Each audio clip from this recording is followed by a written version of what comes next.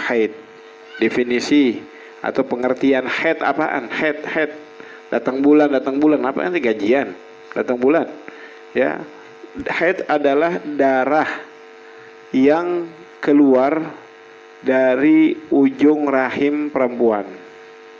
Haid darah yang keluar dari ujung rahim perempuan. Itu namanya haid yang dimaksudkan di sini. Dalam kitab ini juga fi auqatil maksus, di waktu yang khusus. Nggak tiap keluar dari ujung namanya haid, enggak. Di waktu yang khusus ala sabili sehah, dengan jalan yang sehat, bukan karena penyakit. Ada sebagian perempuan kena benturan ya, atau misalkan dia sangat kaget dengar satu berita sampai keluar tuh. Awal manusia pertama kali haid adalah Siti Hawa. Siti Hawa tatkala Allah Subhanahu wa taala mengusir Nabi Adam dan Siti Hawa dari surga, saking ketakutannya itu sampai keluar daripada darah. Sampai keluar daripada darah, kemudian Allah Subhanahu wa taala ya dikatakan di dalam hadis bahwa hadza kataballahu ala banati Adam atau kama qala sallallahu alaihi wasallam. Inilah yang diperintahkan atau yang ditulis oleh Allah Subhanahu wa taala. Dikatakan hadza syai'un katabahullahu ala banati Adam. Ini adalah nih maksud darah ini sesuatu yang telah ditulis oleh Allah Subhanahu wa taala ala banati Adam, atas wanita-wanita Bani Adam ya. Kemudian dalil daripada masalah haid dalam surat Al-Baqarah ayat 222, wa yas'alunaka 'anil mahid, dan ya telah dipertanyakan tentang apa? Tentang haid. Nah, itu jadi definisinya haid tuh tahu ya, darah yang keluar dari ujung rahim perempuan dalam keadaan sehat di waktu yang khusus. Nah, sekarang kita akan mempelajari pertama waktu-waktunya. Kita bisa tahu tuh darah haid atau bukan. Tentunya kan di waktu yang khusus. Kapan itu? Nah, kita baca di sini sekarang wa aqallul haid, dan sedikitnya haid, maksud sedikit waktunya haid ya, yaumun wa lailatun, sehari semalam. Paling sedikitnya haid yaumun wa lailah, dalam arti 24 jam. Mau berturut-turut satu hari aja, atau terputus-putus, entar keluar, entar nggak keluar, entar keluar lagi, entar nggak keluar lagi, entar keluar lagi, terus begitu. Dilihat tuh, berasa tuh perempuan ya. Dikatakan paling minimalnya jumlah yang tadi keluar nggak keluar terus begitu, ntar berhenti, ntar keluar lagi, ntar berhenti lagi, itu jumlahnya semuanya 24 jam. Dan 24 jam ini diperkirain, nggak mesti detail banget, dilihat diperkirain aja media. Terus tadi dari pagi kayaknya dia sebelum dia masak, dia ke dapur, di kamar mandi, dia ngelihat maaf di pakaian dalamnya keluar ada darah warna merah muda misalkan, atau gak kekuning-kuningan misalkan, waktunya haid ya. Terus dilihatin, terus dia kamar mandi lagi, beberapa jam kemudian misalkan di kamar mandi dia masih ada keluar juga, nah berarti kan terus tuh namanya itu. Berapa jam kira-kira itu, begitu ibu nanti ya. Itu paling minimalnya jumlahnya 24 jam atau sehari semalam. Misalkan nih ibu-ibu nih punya anak, kok haidnya cuma sehari doang, tuh haid bukan tuh, terus nggak keluar lagi. Kalau jumlahnya 24 jam namanya haid, kalau jumlahnya nggak sampai 24 jam bukan haid. Kalau bukan haid, nanti misalkan tuh sembahyang zuhur dia nggak sembahyang zuhur, asar dia nggak sembahyang, qadha lagi tuh. Itu tadi kan keluar darah, itu bukan darah haid. Karena kenapa bukan darah haid? Karena jumlahnya nggak sampai 24 jam ya. Nah, sampai 24 jam. Terus kalau yang berhenti ntar keluar, berhenti keluar, dihitung aja nanti jumlahnya gimana. Biasanya nih kalau dia keluar terus berhenti tuh, tunggu dulu, nggak sholat dulu, ya nggak sholat dulu biasanya tuh. Zuhur keluar, ya habis keluar nggak keluar lagi tuh, berhenti terus. Keluar lagi nggak lama lagi. Nah itu namanya di pertama keluar, berhenti beberapa jam, 2 jam misalkan, keluar lagi misalkan, itu semuanya dihitung haid. Zuhur, asar, mau maghrib keluar lagi gitu, itu termasuk daripada masanya haid. Hitungnya berapa? Dari yang keluar tadi itu misalkan 2 jam, berhenti 2 jam, kemudian keluar lagi 2 jam, baru 4 jam tuh namanya. Berhenti lagi, terus keluar lagi, begitu. Dilihat aja kira-kiranya bagaimana. Ya. Kalau hanya tanyain nama orang laki ini pada nggak tahu nih, ibu percuma deh. Pokoknya ya ntar tanya aja deh. Kita sama istri-istri kita, sama saudari-saudari kita atau putri-putri kita. Jadi minimalnya itu sehari semalam. Ya. Dan dikatakan sehari semalam ini, kalau emang keluar terus habis dong darahnya. Bisa pucat nih perempuan keluar darahnya. Banyak banget. Enggak mesti ngocor tuh darahnya. Yang kira-kira ditaruh kapas, ya, itu nembus, ada rembesan tuh darah. Nah itu begitu, nggak mesti netes gitu ya. Misalkan pagi nih jam 8 dites tuh, diambil kapas aja tuh, diambil kapas, ya, dilihat, tek, ada darahnya. Tar zuhur digituin lagi sama dia, masih ada darah juga. Berapa jam tuh jadi dari waktu pagi ke zuhur begitu. Berarti masih keluar terus kan? Masih keluar terus. Ya. Kecuali pagi keluar jam 10 udah tinggal dikit, masih ada tuh. Kesono ini nggak keluar, dari jam 10 sampai ke sono nggak keluar. Dihitung berarti itu berapa jam tuh? Dari pagi tadi jam 8 sampai jam 10, 2 jam doang. Sononya nggak keluar lagi gitu. Kemudian dikatakan aqallul haid yaumun wa lailatun. Minimal paling sedikitnya tuh sehari semalam. Wa aktsaruhu, dan paling banyaknya 15 yauman bilayaliha. 15 hari dan malamnya. Tadi yaumun wa lailah, sehari semalam. Ini juga paling banyaknya 15 yauman bilayaliha. Jadi nih ibu-ibu, awal datang bulan tuh dicatat. Kalau nggak dicatat kira-kira, kalau emang orang biasa pelupa, ya udah suruh anaknya catat deh. Ya, suaminya catat. Jangan gajian aja, gajian suami dicatat. Nah ibadah kita nih, ya, ibadah kita dicatat tuh. Lihat keluarnya. Kalau emang biasanya yang beraturan enak, yang repotnya nggak beraturan. Kalau keluarnya nggak beraturan. Nah dilihat tuh, catat kalender tuh. Kalender udah penuh banget.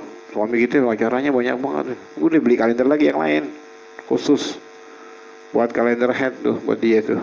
Catat keluar datang bulan tanggal 1 misalkan. Bareng sama gajian lakinya, alhamdulillah. Tanggal 1 tuh coret merah. Nah, ini tandanya baru keluar darah.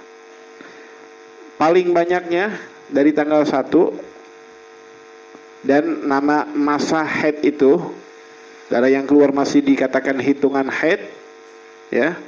Dari tanggal 1 dikeluar sampai 15, sampai tanggal 15. Itu di antara tanggal 1 dan tanggal 15. Baik berturut-turut terus keluar setiap hari, atau terputus-putus. Baik terputusnya sehari cuman berapa jam, besoknya keluar lagi berapa jam. Nah itu terputusnya begitu. Terkadang juga terputusnya itu beberapa hari.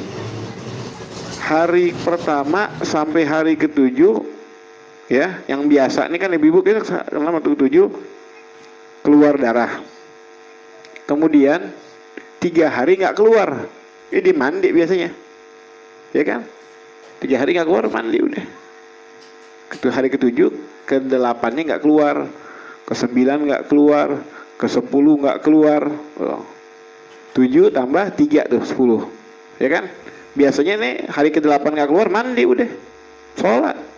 Kalau Ramadan puasa dia. Ternyata tanggal 11 keluar lagi darah. Sama darah yang tadi kemarin tuh merah warnanya. Nah, itu masih masa haid. Tanggal 11 masih masa haid. Sampai kapan masa haid? Sampai tanggal 15. sampai tanggal 15. Itu hitungan haidnya itu segitu. Maksudnya kalau misalkan tanggal 11 sampai tanggal 12 sampai tanggal 15 keluar darah, dari yang pertama sama yang suci 3 hari tadi sama yang haid lagi, semuanya dihitung haid. Artinya kalau kita puasa nih ibu-ibu, yang 3 hari itu puasanya kagak dihitung. Kenapa? Kan itu haid ya. Masih masanya haid. Kalau tuh jedanya itu ya cuman 3 hari. Kalau jedanya dari tanggal 7 kemudian jedanya 15 hari keluar lagi darah, itu darah haid lagi, haid yang baru lagi itu namanya nanti. Kalau udah 15 hari ya. Kita baca nih. Aqallul haid, minimalnya haid yaumun wa lailatun, sehari semalam, wa aktsaruhu, dan paling banyaknya khamsata asyara yauman bilayaliha, 15 hari dengan malamnya, wa ghalibuhu, dan rata-ratanya, maksudnya kebanyakan tuh ibu-ibu perempuan-perempuan kebanyakan haidnya itu situn au sab'un, 6 hari atau 7 hari.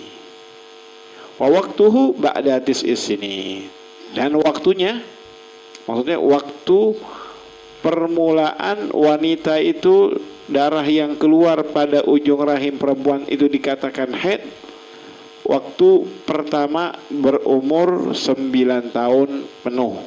Ba'da, di sini katakan ba'da tis'is sinin ya.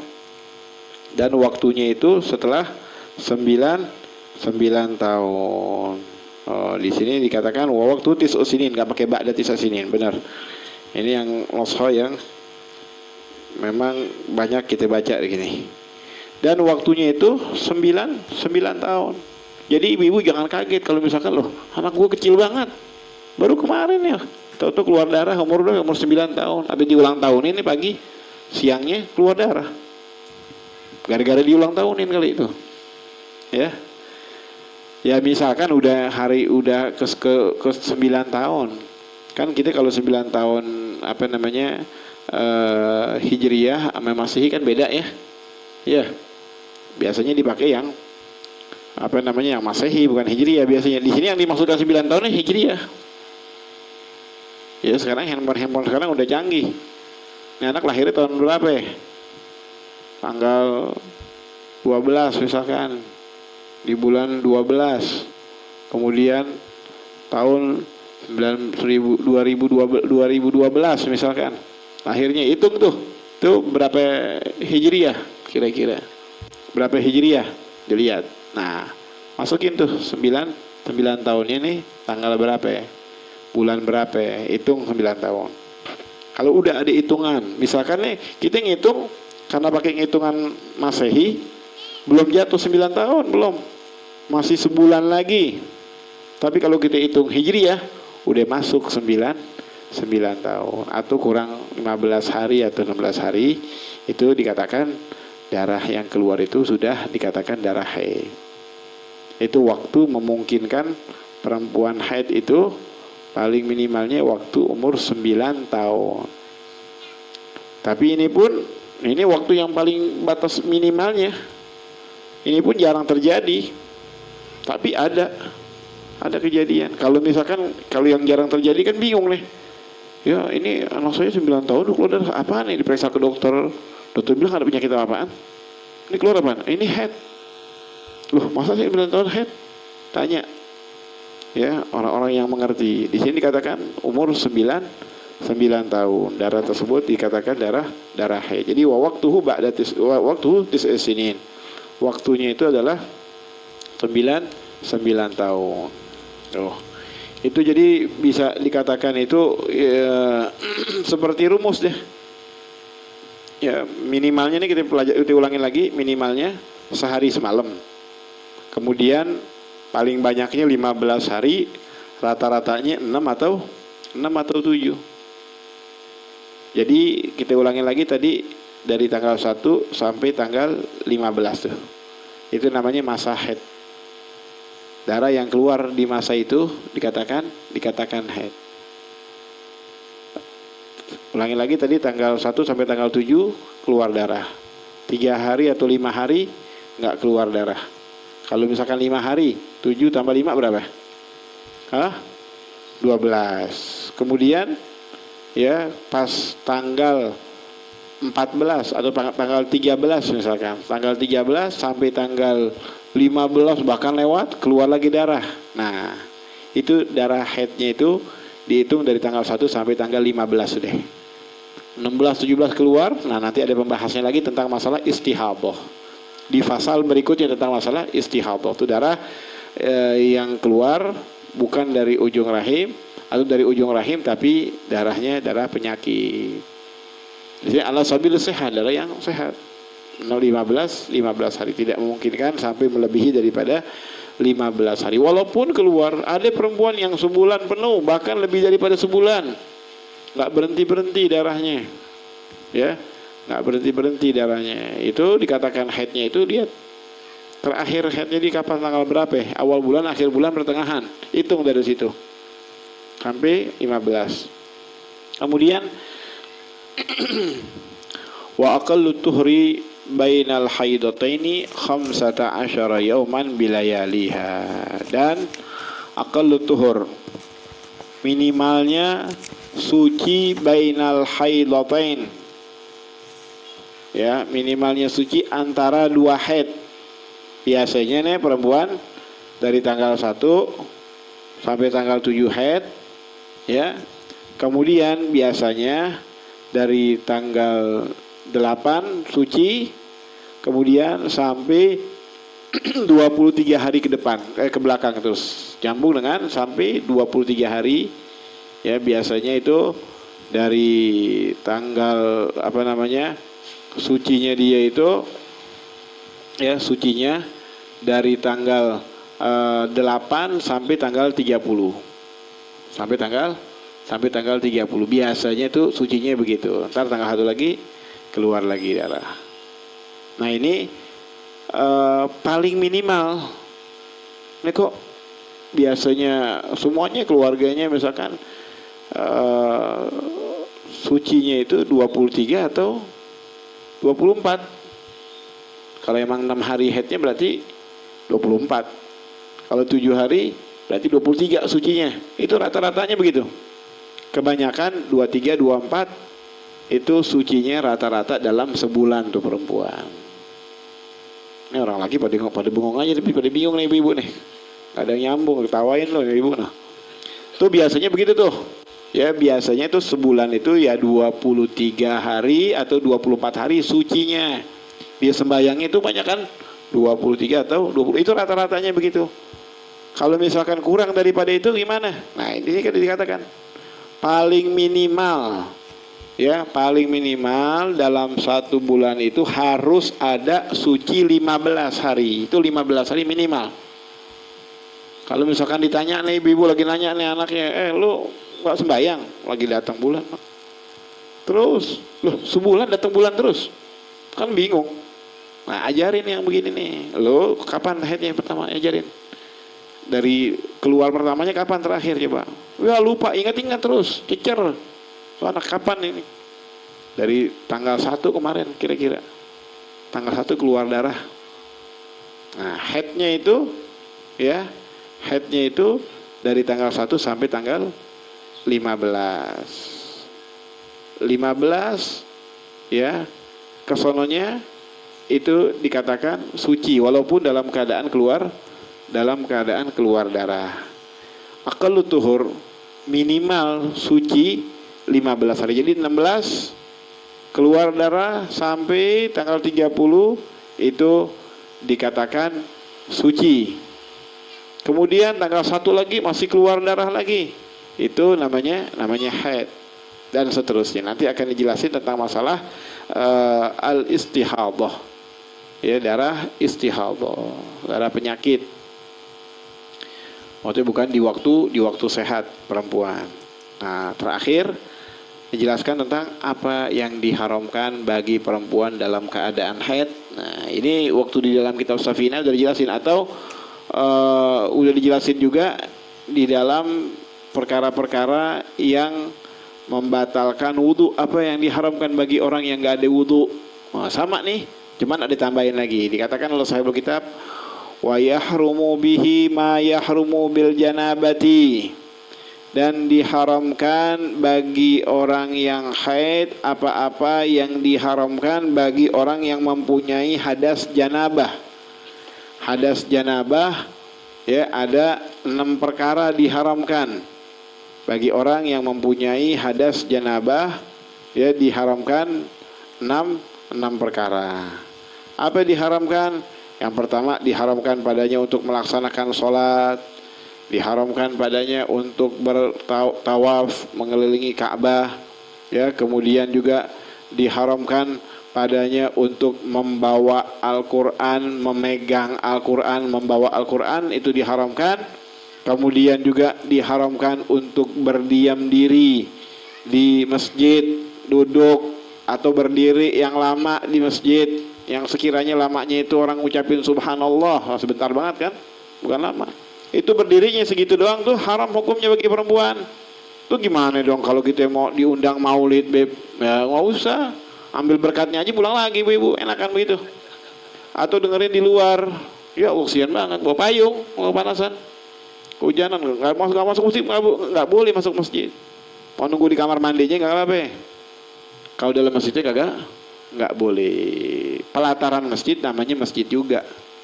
Pelataran masjid kecuali yang di tanahnya tuh, tempat parkiran, nah, boleh di situ. Oh enggak, gitu kalau orang yang haid di masjid disiapin buat orang-orang yang haid. Siapinnya di mana? Itu yang nyiapin uang cuman DKM-nya masjid aja. Kalau dia tahu nih, pengurus masjid tahu, ya dipisah buat orang-orang yang haid dari awal pewakafannya. Kalau orang yang dibikin sekarang kemudian dibongkar tuh nggak dianggap itu. Tetap hukumnya masjid sampai hari kiamat. Sampai hari kiamat itu hukumnya masjid. Nih misalkan nih ya. Ini misalkan bangunan masjid yang segini nih, bangunan masjid tadinya begini, terus dirombak, dibikin deh tuh nih masjidnya di sini. Nah di sini nih ada ruangan buat misalkan dikasih merbot, ya tempat tinggalnya merbot di sini, jadi nggak jauh imam rawatib, ya. Kemudian nanti misalkan di sini ada bangunan lagi buat ibu-ibu yang haid nih, jadi nggak masuk masjid. Ini udah tadinya awalnya kan wakaf masjid semua. Digituin mau dipisah-pisah tetap hukumnya sama sampai hari kiamat, masih nggak bisa dirubah lagi.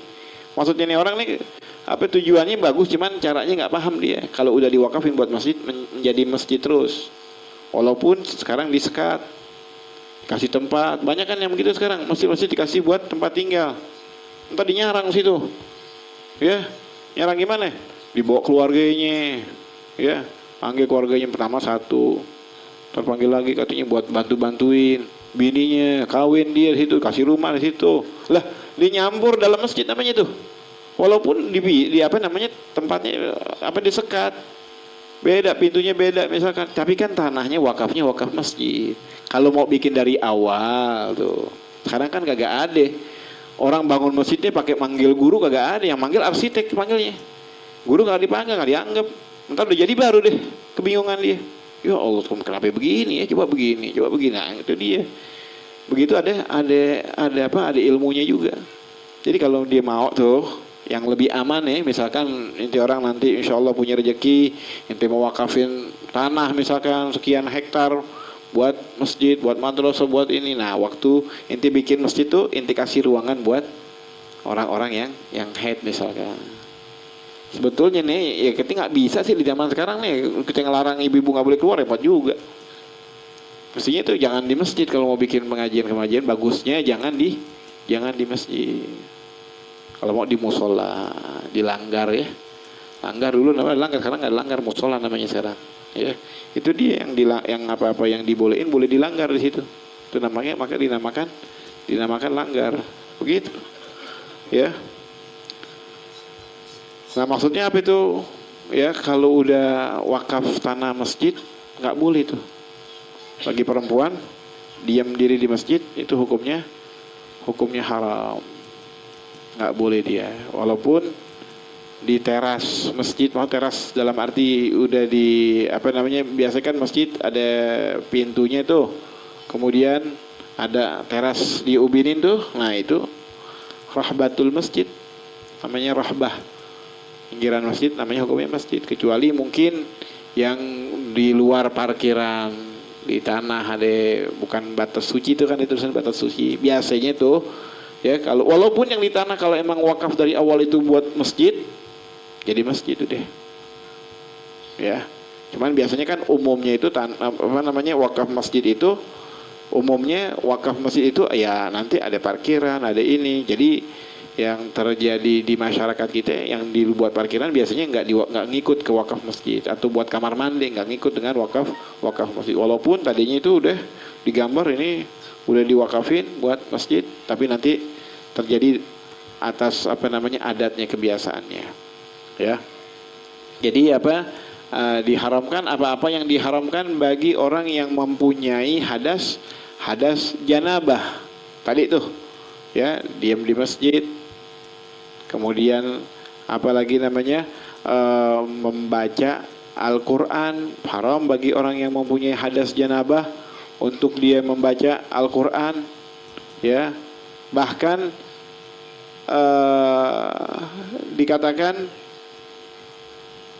ya, membaca daripada Al-Quran dengan tujuan Al-Quran hukumnya haram. Tapi kalau membaca Al-Quran bukan tujuan Al-Quran, Anda biasanya kalau sebelum tidur baca Bismillah sebanyak 21 kali biar diberikan penjagaan oleh Allah Subhanahu wa taala, diberikan keamanan dari pencuri, dari kebakaran, dari kebanjiran. Baca 21 kali ya. Gara-gara nggak baca, tahu-tahu bangun tidur udah ya sepati tidur tuh air. Baca Bismillahirrahmanirrahim sebanyak 21 kali. Ini kan ayat Al-Quran bukan? Ayat Al-Quran. Haram kalau dia bacanya dalam keadaan haid dengan tujuan Al-Quran. Sekarang ada gak orang yang baca Bismillah 21 kali dengan tujuan Al-Quran? Coba. Kagak ada kan? Kebanyakan kita juga gak ada tujuan Al-Quran. Memang tahu, kita semuanya tahu ayat Al-Quran, tapi waktu kita ngebacanya gak ada tujuan baca Al-Quran. Itu gak apa-apa. Yang gak dibolehin ini perempuan yang haid ya, atau laki-laki yang punya hadas janabah membaca Al-Quran dengan tujuan Al-Quran. Jadi kalau ibu-ibu lagi ngajar TPA pas baca Al-Quran, bukan alibata nggak apa-apa. Pas baca Al-Quran nggak boleh tuh megang Al-Qurannya, nggak boleh, ngajarin juga nggak boleh juga. Terus gimana ya, kalau salah disuruh ulangin aja, salah bacaannya, coba ulangin lagi. Ustazanya repot, ngajar nggak megang buku misalkan, coba anak-anak bukain, dilihat ya, dilihat, taruh, dilihatin aja, nggak dipegang. Ayo baca, salah. Tegur, apa namanya, kalau kita dibilang dia betulin tuh ya, betul dengan tujuan apa, tujuan Al-Quran. Haram untuk membacanya dia. Waktu dia negornya itu dengan tujuan baca Al-Quran, hukumnya haram membacanya tatkala itu. Jadi membaca Al-Quran hukumnya haram bagi orang yang punya hadas haid. Kemudian ditambah lagi apa? Wa mururul masjid. Murur masjid, makna murur itu ini pintu masuk, dia jalan terus tuh, jalan keluar pintu situ. Berarti waktu dia masuk dibawa sendalnya dia tuh masuk dalam, keluar pintu yang satunya. Itu diharamin juga in khafat talwisahu, dengan syarat tapinya diharamin kalau khawatir keluar. Kalau nggak khawatir keluar, cuman jalan aja tuh dari pintu satu ke pintu yang lain, cuman jalan aja boleh kalau nggak khawatir keluar. Tapi kalau khawatir keluar darah, maka hukumnya haram. Kalau tidak khawatir, kata ulama, kalau tidak khawatir boleh ma'al karahah, boleh tapi makruh. Padahal cuma lewat doang, makruh hukumnya, nggak haram hukumnya. Kalau diam, udah sepakat ulama haram hukumnya. Diam di masjid dalam, ya hukumnya hukumnya haram. Jangan kita bilang, oh ini kok dari ustazah sini, ini di dalam kitabnya udah dijelasin.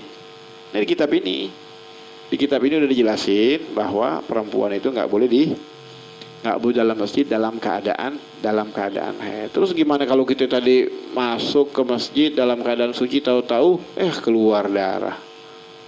Kita lihat, berasa nih, tahu dia. Kalau kita orang laki, biar kita jelasin, kita nggak tahu deh. Gimana tuh cara tahunya keluar itu darah?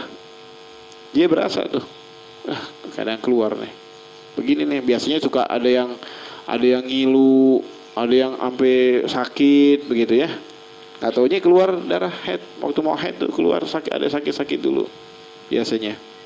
Nah kemudian tatkala keluar darah haid, keluar wajib waktu itu juga dia keluar. Loh kalau ustadzah lagi tengah-tengah ceramah, maaf ibu-ibu saya haid, saya mau keluar dulu, tawain tuh. Kata ibu-ibu yang lain, alhamdulillah, coba dari tadi tuh. Ustadzahnya udah 1 jam masih ngomong juga. Ya. Di tempat aneh sampai mau asar tuh. Orang lagi pada mau ini nggak bisa masuk orang lagi. Ya, repot gitu deh. Kata Habib Hasan bin Abdullah Al-Haddad, katanya perempuan itu katanya musibah. Sian ibu-ibu. Perempuan katanya musibah.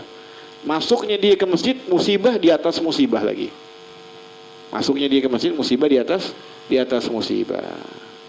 Jadi paling bagusnya sebetulnya ya, kita repot juga kalau kita mau ngelarang, dimarah-marah, nggak laku ibu-ibu bentar akhirnya nggak datang. Walhasil kalau bisa jangan walaupun boleh di dalam riwayat hadis, jangan kalian larang wanita-wanita kalian masuk ke masjid, itu ada hadisnya. Betul. Tapi dengan dia kagak masuk masjid itu lebih selamat. Waktu itu Rasulullah SAW bersabda, jangan kalian larang, itu menandakan boleh. Ya, kalau kita buka peluang, akhirnya begini sekarang deh. Gara-gara kita buka peluang, mau ngerajain dia di masjid. Orang laki pengajian pelan-pelan suaranya, nggak kedengeran. Kita mau dengar nggak kedengeran. Giliran ibu-ibu, masya Allah. Kita kamar mandi, masuk suaranya kamar mandi. Kita mau tidur, kelepak tidur, mau nggak tidur, berisik suaranya. Nggak apa-apa, boleh sebetulnya, nggak apa-apa, itu kan jangan dilarang, tapi ada batasnya. Kan di dalam kitab ini disebutin tuh, nanti dalam bab tentang haji talbiyah tuh ya, talbiyah ngucapin labbaik waktu kita haji tuh, perempuan nggak dianjurin angkat suara. Kalau emang ada perempuan juga nggak apa-apa, baru semobil semuanya, hatta supir-supirnya perempuan juga tuh, nanti tuh di dalam bis kita boleh talbiyah, tapi talbiyahnya itu ngangkat suaranya nggak seperti suara orang laki, itu ada batasannya. Nyium hajar aswad perempuan nggak dianjurin, ya, nggak dianjurin buat orang laki. Ke masjid juga paling bagus sih perempuan sholat di rumah. Ya, bukan berarti yang suruh bubar pengajian di masjid, nggak apa-apa, jalanin, tapi jangan terlalu berlebihan. Speaker cukupnya aja, speaker pakai. Kan nggak bisa sekarang digituin, nggak bisa, udah galakan dia, ya, galakan dia, kita nggak kuat deh. Kemudian wa mururul masjid in khafatal wisahu, haram bagi perempuan masuk ke masjid kalau khawatir lewat, maksudnya jalan. Masuk pintu satu, keluar pintu yang lain, itu namanya murur. Kalau masuk pintu itu, keluar pintu itu juga, itu namanya taraddud. Taraddud itu bolak-balik. Itu haram hukumnya. Walaupun diyakin nggak keluar darah, jalan nggak berhenti, ntar keluarnya di pintu itu juga, itu namanya taraddud, haram. Yang murur dikatakan murur sini, masuk pintu satu, keluar pintu yang lain. Itu ya haram kalau khawatir keluar darah. Kemudian yang berikutnya wasom, puasa. Dalam keadaan haid, yakin ini haid, haram dia berpuasa. Kalau malam dia udah nggak ngelihat darahnya, ya udah buru-buru dia sahur dia, kemudian puasa walaupun dia belum mandi hadas haid, nggak apa-apa, puasa wajib dilaksanakan. Tapi kalau dalam keadaan haid, ini kan puasa kenapa dilarang bagi orang yang haid, karena kan lemes, nggak kuat, nggak apa-apa, ini mau puasa juga boleh nggak? Haram hukumnya dalam keadaan haid. Wattalaq fihi, dan mentalak perempuan dalam keadaan haid. Perempuan bagi laki-laki ya yang tahu perempuannya dalam keadaan haid, haram mentalaknya, tapi talaknya jatuh. Ini perempuan mentang-mentang lakinya ustadz ya, lagi marah-marah nih, lu awas keceriin gue ya, gue lagi haid nih, wah diancam. haram kan nih kan haid. Nanti kan ustadz udah tahu itu haram, ayo deh. Ini pas lagi dalam keadaan haid ngadi-ngadi lagi nih perempuan nih. Ya, dibikin yang laki dia kesel, nah lakinya takut juga, oh haram nih dosa. Tapi kalau misalkan dalam keadaan seperti itu, dalam keadaan marah, walaupun dalam keadaan marah, walaupun dalam keadaan haid tuh perempuannya, kalau diucapin aku cerai, jatuh cerainya. Aneh ceraiin itu. Atau dibilang gue pulangin lo ke rumah ibu lo, niatnya cerai, jatuh cerainya. Kalau nggak ada niat cerai nggak jatuh. Nah itu dalam keadaan haid, hukumnya haram tapi talaknya jatuh. Di sini talak di sini diharamkan bagi laki-laki yang haram, bukan kalau perempuannya gimana? Menalak dirinya dia, nggak bisa perempuan. Walaupun dibilang 1000 kali tiap hari wiridnya dia, talak gue dong, ceraiin gue. Pagi siang minta juga, lakinya pegel, sabar banget, dia udah ngaji, dia tahu deh, kesian anak-anaknya, dia pikir anak-anaknya dia nggak mau ceraiin. Tuh perempuan minta tiap hari minta ceraiin gue dong, ayo ceraiin gue, nggak jatuh tetap. Lakinya gak ngucap, ya cerai talak agak jatuh. Kecuali beda lagi kalau emang nggak dikasih nafkah, ditinggal, nanti itu ada pembahasannya. Di sini yang kita bahas di sini masalah apa?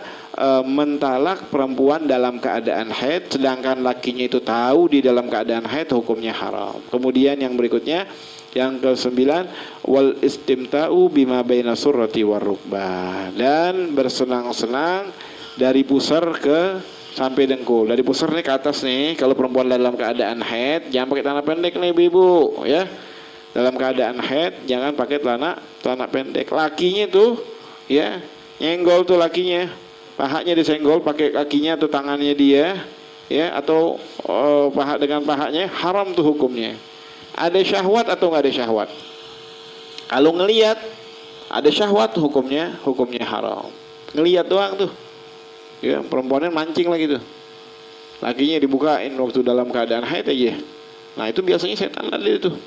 Ntar akhirnya yang ada apa tuh? Terjerumus dalam jima misalkan. Walaupun dalam keadaan suami istri tetap itu hukumnya haram, bahkan dikatakan minal kabair, termasuk daripada dosa besar di dalam keadaan haid, sedangkan ya suaminya menggaulinya dia, itu hukumnya haram. Makanya di dalam Al-Quran Allah Subhanahu wa ta'ala berpesan fa'tazilun nisa fil mahid, maka jauhkan perempuan-perempuan kalian dalam keadaan haid. Ini di awal-awal Islam, bahkan di zaman jahiliyah dahulu, kalau keluarganya, anaknya, istrinya, ibunya dalam keadaan haid, ya, perempuan-perempuan yang di rumah itu dalam keadaan haid, nggak boleh serumah dengannya. Ya Allah, mesti kontrakin gitu. Kontrakan haid, namanya kontrakan haid. Tuh, buat orang yang haid doang 7 hari, nggak boleh serumah. Ya kasihan banget deh. Makanya nggak ada yang kuat. Ada yang kuat, umatnya Nabi Musa nggak kuat, cuman ada beberapa orang aja. Umatnya Nabi terus, umat sebelum-sebelumnya nggak ada yang kuat Nabi. Ada yang kalau punya baju kena darah, kena najis, nggak bisa dicuci pakai rinso, walaupun dulu kagak ada rinso, ya nggak bisa dicuci, nggak bisa, harus dipotong, digunting. Ya Allah, tiap hari beli baju digunting pakaian, kena najis kan wajib digunting. Tuh umat-umat terdahulu. Nih umat Rasulullah sallallahu alaihi wasallam kita. Ya, dikatakan fa'tadun fil mahid, ini ayat Al-Qur'an surat Al-Baqarah. Jauhkan wanita-wanita kalian dalam keadaan haid. Nah, maksudnya jauhkan di sini di awal-awal Islam ini, ya, makna jauhkan ini asingkan. Jangan serumah. Tapi ya, datang hadis berikutnya dikatakan walaka ma fauqal izar, dan atas kalian boleh di atas sarung. Maksudnya misalkan tuh perempuan dalam keadaan haid, lakinya lagi pengen, ya, tutupin pakai kain sarung, tindiin dah, ya, nggak apa-apa, itu halal hukumnya, ya, itu halal. Tapi kalau misalkan kena tuh antara pusar dan dengkulnya kena, haram hukumnya. Ya, di bawah dengkul di mau senang-senang nggak apa-apa, di atasnya di mau senang-senang itu diperbolehkan. Ini Rasulullah SAW berpesan, ya, dikhawatirkan man hama haulal hima, Siapa orang yang menerobos daripada batasan-batasan yang Allah Subhanahu wa taala sudah bataskan, yushiku an yaqa'a fihi. Khawatir terjerumus dia. Jangan dekat-dekat ame tempat perzinahan. Jangan dekat-dekat dengan orang-orang yang suka minum khamar. Tuh, kan larangan-larangan Allah. Khawatir kita ikut. Jangan bersenang-senang begitu, khawatir nanti nggak kuat akhirnya dia berjima, itu hukumnya haram. Jadi ya, yang terakhir dikatakan wa yajibu 'alaiha qada'us shaum duna shalah. Jadi itu yang ke-10 tadi, wastimta'u bima baina sur wa rukbadan, bersenang-senang antara pusar dan dengkul. Jadi dari yang dari yang diharamkan bagi orang yang nggak ada wudu, kemudian yang janabah, kemudian ditambah lagi tadi itu jumlahnya semuanya 10. Kemudian terakhir dikatakan wa yajibu 'alaiha qada'us shaum duna shalah, dan wajib bagi para wanita untuk mengqadha puasa tapi tidak wajib untuk mengqadha salat. Ini maksudnya ya bukan berarti perempuan lagi macet ninggalin salat nggak wajib diqadha.